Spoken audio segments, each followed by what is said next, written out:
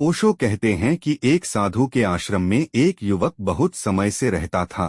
फिर ऐसा संयोग आया कि युवक को आश्रम से विदा होना पड़ा।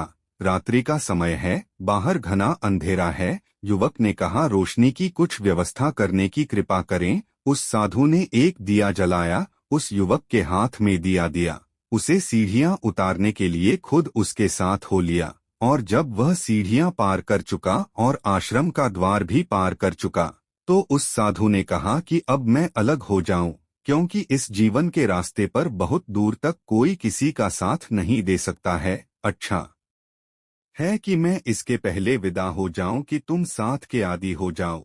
और इतना कहकर उस घनी रात में, उस अंधेरी रात में उसने उसके हाथ के दिया को फूंक कर बुझा दिया। वह युवक बोला, यह क्या पागलपन हुआ, अभी तो आश्रम के हम बाहर भी नहीं निकल पाए, साथ भी छोड़ दिया और दिया भी बुझा दिया। उस साधु ने कहा, दूसरों के जलाए हुए दीपक का कोई मूल्य नहीं है।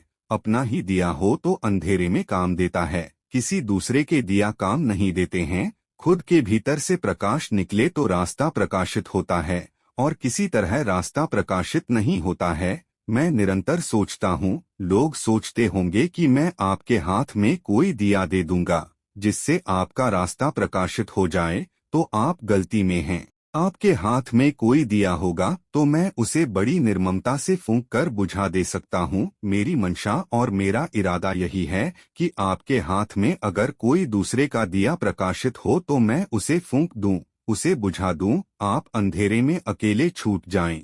कोई आपका संगी साथी हो तो उसे भी छीन लूं, और तभी जब आपके पास दूसरों का जलाया हुआ प्रकाश न रह जाए और दूसरों का साथ न रह जाए, तब आप जिस रास्ते पर चलते हैं उस रास्ते पर परमात्मा आपके साथ हो जाता है। आपकी आत्मा का दिया जलने की संभावना पैदा हो जाती है। सारी जमीन पर ऐसा हुआ है। सत्य की तो बहुत खोज है, परमात्मा की बहुत चर्चा है, लेकिन ये सारे कमजोर लोग कर रहे हैं, जो साथ छोड़ने को राजी नहीं हैं और जो दिया बुझाने को राजी नहीं हैं। अंधेरे में जो अकेले चलने का साहस करता है बिना प्रकाश के, उसके भीतर साहस का प्रकाश पैदा होना शुरू हो जाता है, और जो सहारा खोजता है वह निरंतर कमजोर होता चला जाता है। भगवान को आप सहारा न समझें, और जो लोग भगवान को सहारा समझते होंगे वे गलती में हैं। उन्हें भगवान का सहारा नहीं उपलब्ध हो सकेगा। कमजोर लोगों के लिए इस जगत में कुछ भी उपलब्ध नहीं होता, और जो शक्तिहीन हैं और जिनमें साहस की कमी है, धर्म उनका रास्ता नहीं है, दिखता उल्टा है। दिखता यह है कि जितने कमजोर हैं, जितने साहसहीन हैं, वे सभी धार्मिक होते हुए दिखाई पड़ते हैं।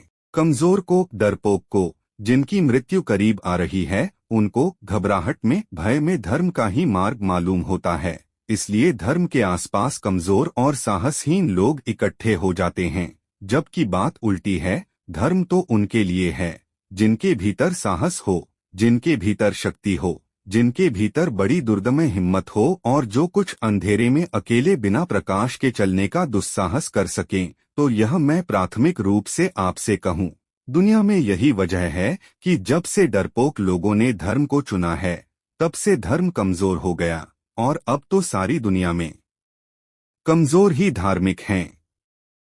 जिनमें थोड़ी सी हिम्मत है वे धार्मिक नहीं हैं, जिनमें थोड़ा सा साहस है वे नास्तिक हैं, और जिनमें साहस की कमी है वे सब आस्तिक हैं। भगवान की तरफ सारे कमजोर लोग इकट्ठे हो गए हैं, इसलिए दुनिया में धर्म नष्ट होता चला जा रहा है।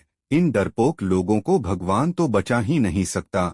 ये कमजोर भगवान को कैसे बचाएंगे? कमजोरों की कोई रक्षा नहीं है, और कमजोर तो खुद ही निर्बल है, तो वो किसी की रक्षा कैसे करेंगे? सारी दुनिया में मनुष्य के इतिहास के इन दिनों में, इन क्षणों में जो धर्म का अचानक ह्रास और पतन हुआ है, उसका बुनियादी कारण यही है। यदि मैं आपसे कहूं कि अगर आप में साहस हो तो ही धर्म के रास्ते पर चलें, क्योंकि इसी स्थिति में चलने पर धर्म का मार्ग खुलता है, वरना तो दुनिया में बहुत रास्ते हैं, धर्म आपके लिए नहीं हो सकता। वीडियो अगर अच्छी लगी तो आप हमारे चैनल को सब्सक्राइब कीजिए और कमेंट में बताना कि आप भगवान पर विश्वास करते हैं या नहीं। वीडियो देखने के लिए आपका बहुत बहुत धन्यवाद।